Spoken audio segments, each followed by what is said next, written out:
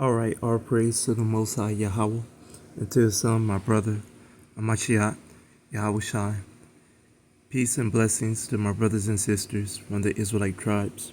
All right, in this video, we're going to get into some Mtdna information, and we're going to do a detailed look on a famous person Mtdna information. So when I was looking at Wikipedia a while back with the for the Dr. Ben Carson information, I saw Condoleezza Rice information, and they just generalized it. They didn't put her marker information. They just said, she was a part of the L grouping of people. And L haplogroup is dealing with, several groupings of women. L0 to L6.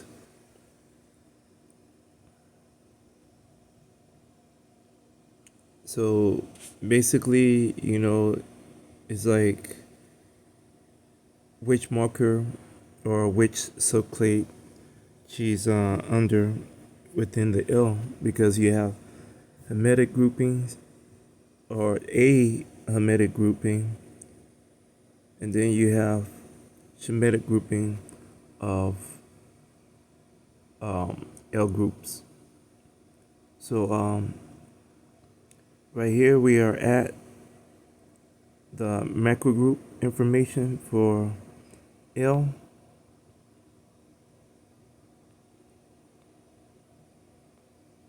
As you can see, let me see if I could do this. So the most interesting thing that I noticed about Mtdna is just because the settlement point for Y-DNA of a pair of group of people, especially when it's coming to Y-DNA, it tends to be different. And what I mean by that, without confusing everybody, is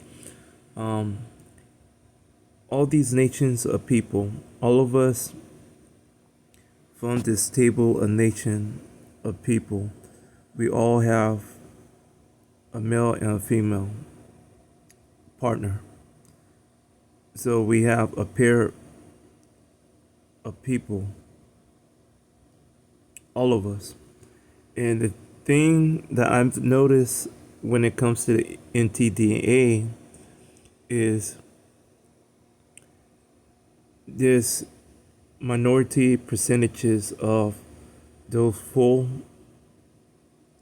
groupings of fully blooded paired nations or ethnic groups of people dealing with these markers that are supposed to be perfectly paired together. And my theories about why and how they are not often paired together in majority from certain groupings of the population is because of various environmental products, political products, and other circumstances that comes from moving around a lot. So for example, it's very it's not rare, but it's very hard to find E1B1A and L2 pairings in certain areas in the Americas, in Europe, in Asia, and Africa. But they do exist. The issue is it's very common for L2 to be with another Y-DNA group. It's very common for E1B1A to be with a different mtDNA group rather than L2. So this is very common among other paired groups of people.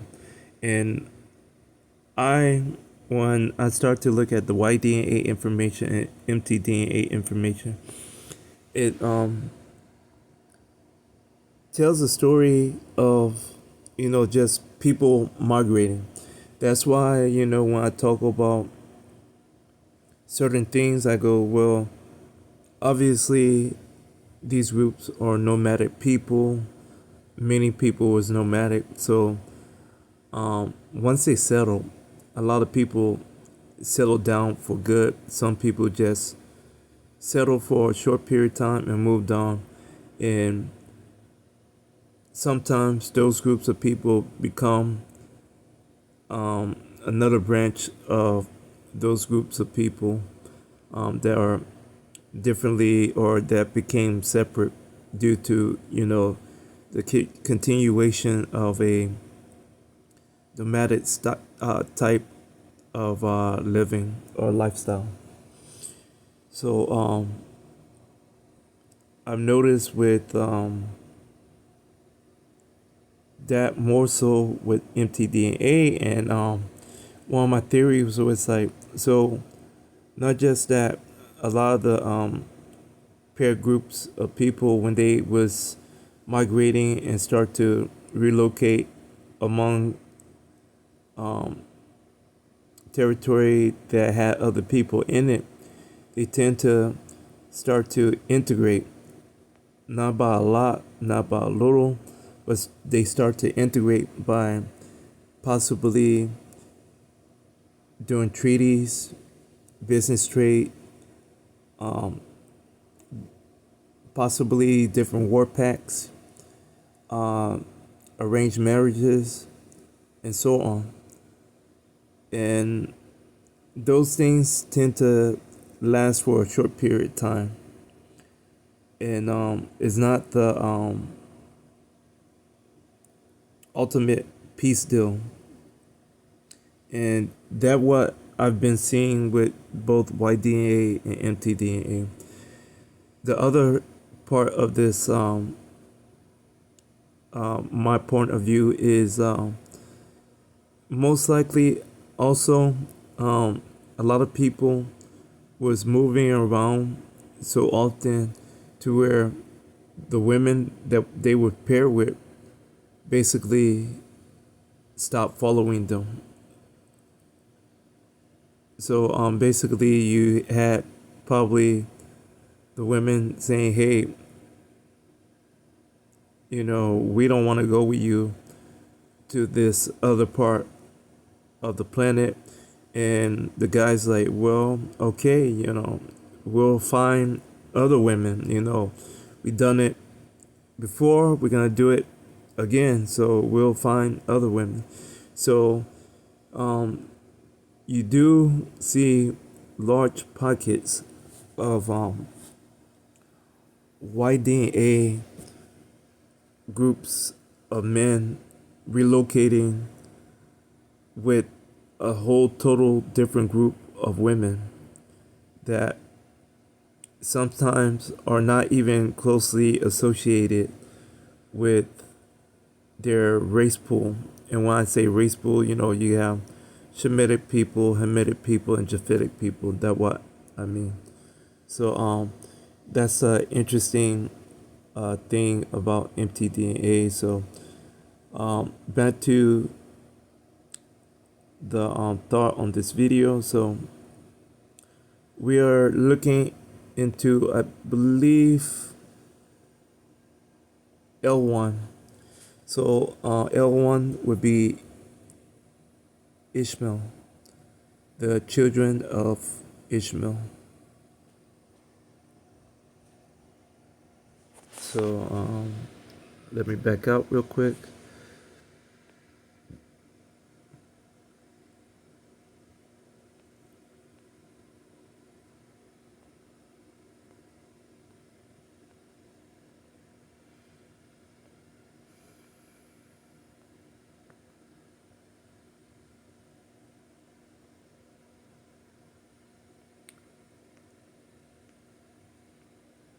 I have a rant, but I don't know if I'm gonna do it on this video later on or if I'm gonna do it um, on a different video. Maybe I'll do it after I talk about Secretary Rice. So, but I'm just scrolling. I'm trying to make sure everybody see this information on this page real quick. So, very fascinating stuff. Like,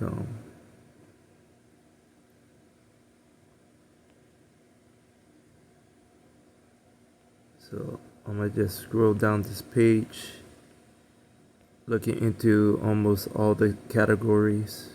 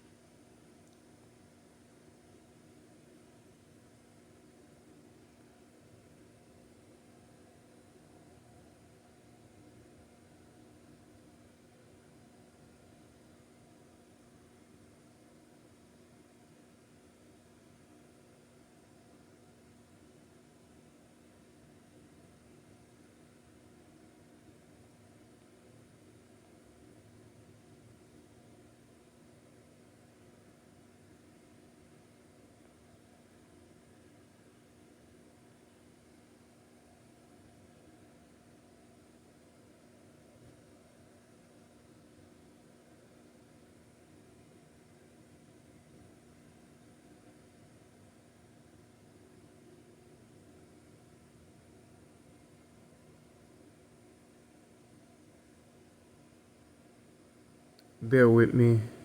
I'm just making sure I share as much as I can.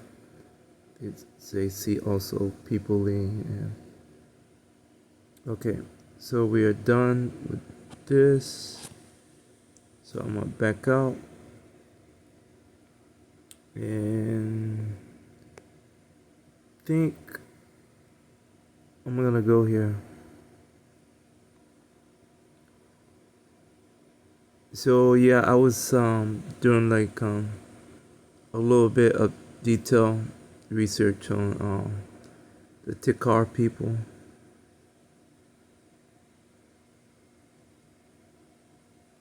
And there was a thought being formed, and it was related to what I just talked about. And a lot of these groups or clans or tribes, these are groups of people that often just break away from Bantu groups of people or Asiatic African people or Cushitic people, and they start to group themselves in a territory and mingle. Sometimes they separate, and it could be just a breakaway group of Bantu or a breakaway group of Asiatic African people. It don't necessarily have to be these groups of people integrated among each other that are now dealing with terrorists. But it's very common, once again, like I often say, Israel is scattered among a lot of these nations in Africa. A lot of these nations and among various ethnic groups of people. So it's very common, vice versa. So Ishmael, Edom, Midian, Ham, these same groups of people are similar, involved with being scattered due to the Bantu migration, due to the various different kingdoms and empires in Africa, and due to the slave trades, the sub-Sahara in the Atlantic slave trade.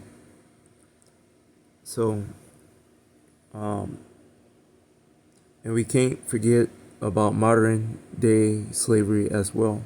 So that what I was looking at, and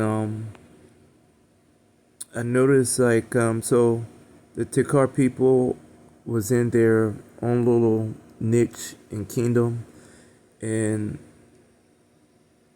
a very common group of people. If I could find them, it go one group of people that's dealing with those people, and it go the other. The majority of the Tikar people would later be kidnapped by Shamba and Fulani traffickers. So keep this in mind because now we are going to get into Condoleezza Rice information.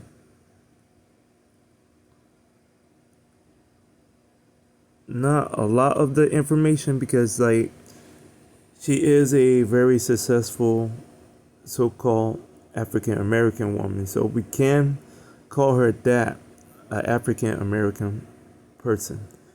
But her being so-called African American or black woman don't make her an Israelite. So we can't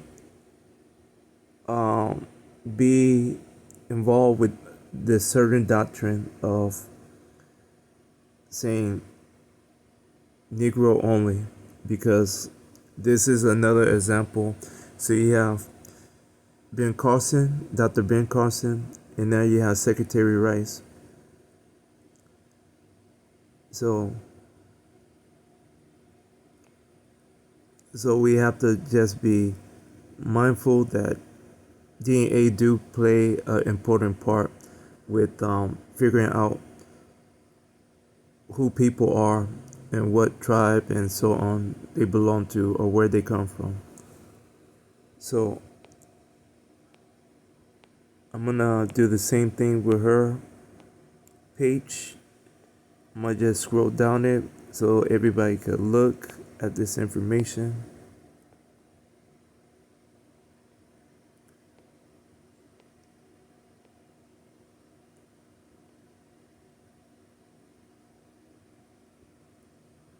So I believe she's at the moment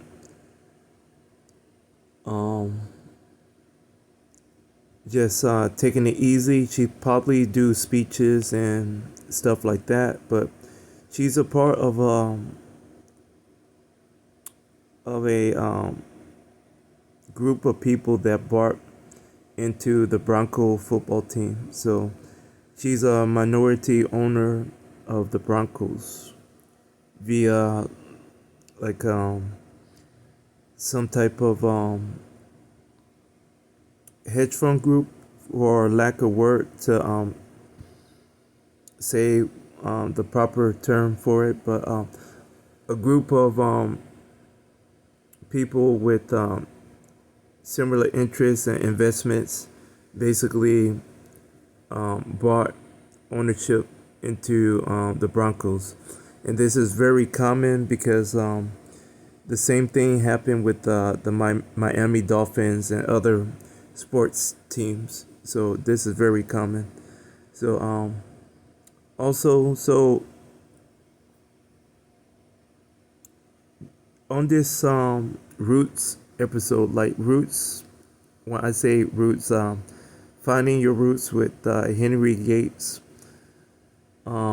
they tend to go over atmosphere and paper trail of people, background, and family ancestry. Every once in a while, they get into haplogroup stuff or macrogroup stuff, but it's not very common. And sometimes there's a possibility of people asking the host not to disclose that information.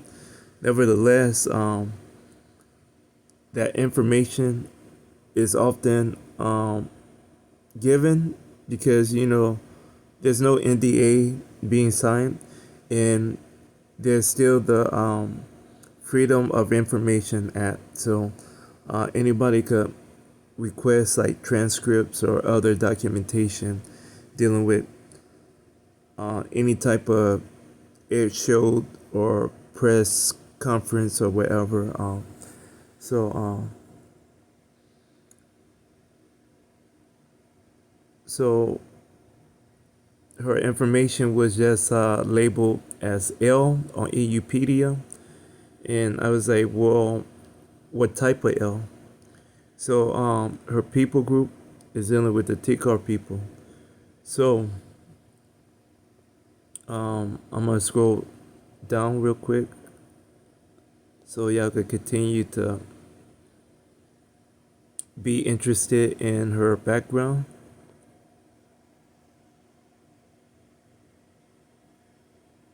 A very smart person. So most of the time we just can't take away, people achievement, even though these are other nations of people and our enemies, we still have to be impressed with the focus and dedication that they had to sustain a certain type of career and or career path.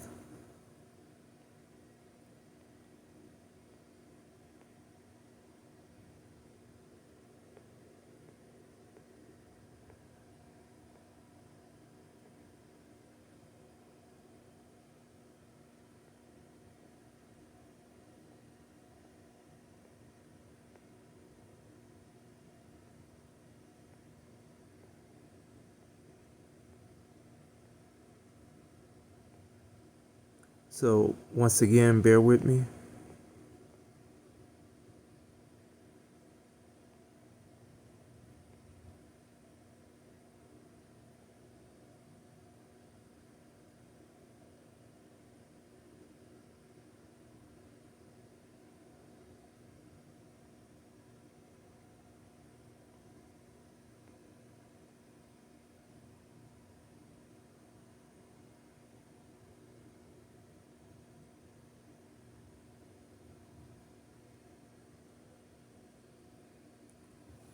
So this is what I was talking about right here.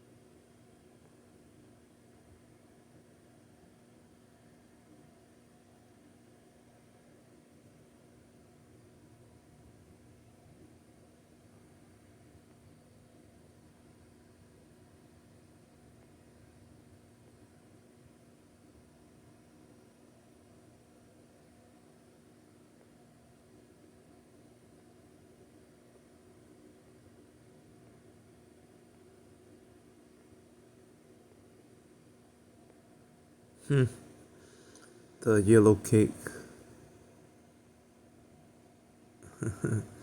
Dave Chappelle little sketch runs through my mind when I see this yellow cake thing. But yeah, this was a thing. They actually hunted down Al Qaeda in Africa, so they sent out another hybrid special force group after Al Qaeda.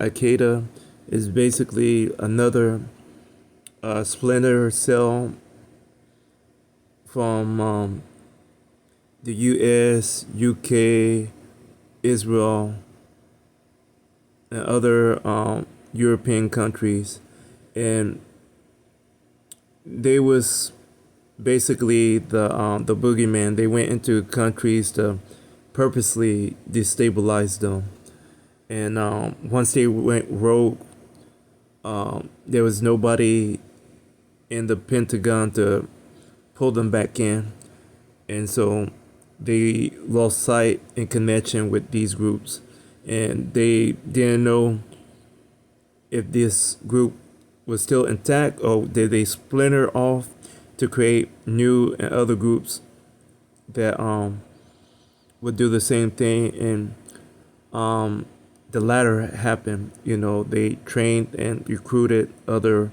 groups of people similar to them, and they multiplied. But before then, there was a group called Able Danger. They was sent to go find information about the yellow cake and information about Al Qaeda, and they found out that Al Qaeda was, you know, connected to our government and other governments that we are allies with. They found out that oversight gave them whatever flexibility, funding, or whatever. So that group that caught or located Al Qaeda, their job was to catch them, and if they had the chance, given a green light to destroy them, they would have. But instead, the oversight was like, no, these are actually our assets. So come back to DC. We'll debrief each other, and the person that was running Able Danger said that they disbanded his operation in the group, and they moved on into other operations from that point, never to go back and face or do any type of anything, dealings or operations against Al Qaeda. So there was some funny things going on during that time period, and we later on found out what it was in Benghazi. Other than that, I think I'm done with Rice information. I just wanted to give people like a brief look into this person life, and to also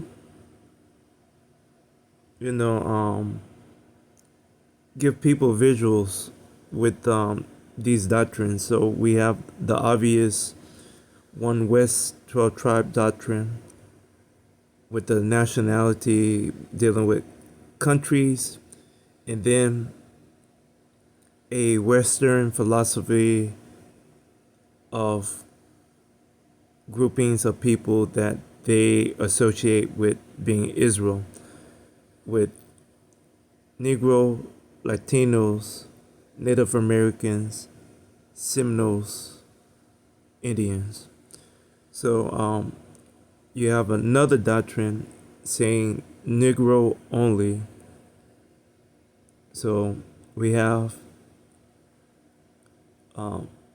those two doctrines, and I'm trying to bring a visualization upon those doctrine with this information, because here you are with a black or so-called African American woman, and when you look at her DNA information, so we'll go to a screenshot of her DNA information. It is, as you can see, it is a part of the L group, like EUpedia said it was. But now we zoom in and look, and there you go. So the interesting thing is, we don't have to go into her white DNA information to see who actually her paternal haplogroup is. There's a high possibility that her paternal group is dealing with either E1A or E1B1A because of what we just saw on Wikipedia with the Tikar people and the Haza and the Fulani people, you know, being in that region and being able to overrun those people and basically start to, you know, sell them off into slavery. The irony is, she's L1. E1A is dealing with Ishmael.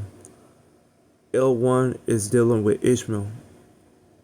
So you have a possibility of her being a full-blooded Ishmaelite. And her family was not just involved with the slave trade, but her family got sold into the slave trade. That's a great possibility. The other great possibility is her paternal lineage is E1B1A, and you know, due to the integration and the mismarriages already happening, and due to those empires falling apart and slave trade happening with super clans of tribes of peoples just overrunning certain groups of Bantu people and being able to capture those groups of people and put them into the slave market. All those things are a possibility. So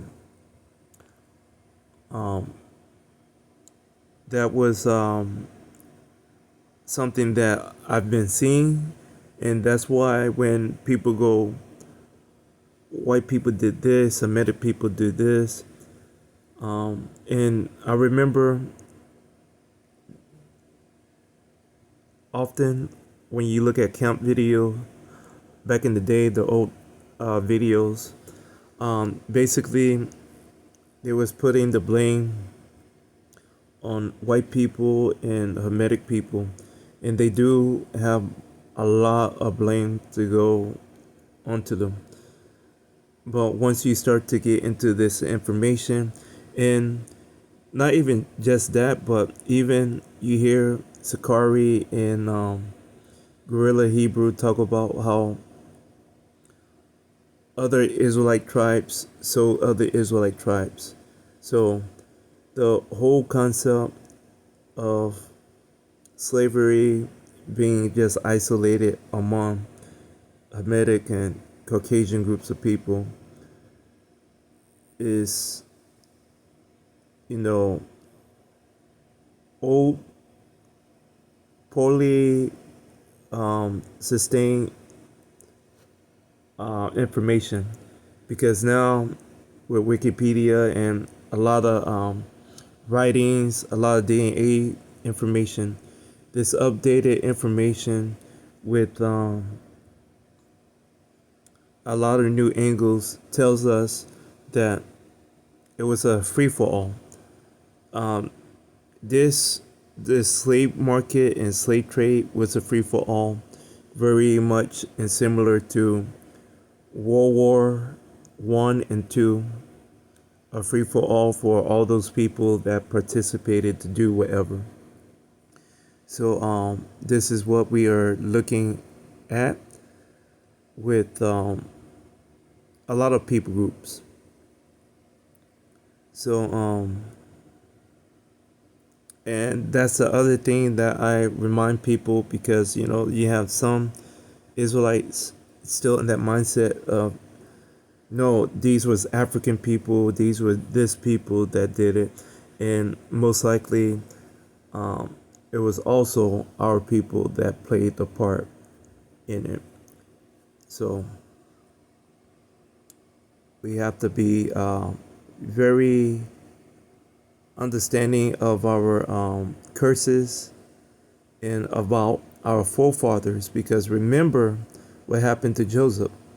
So it's that whole thing, what goes around comes around. So,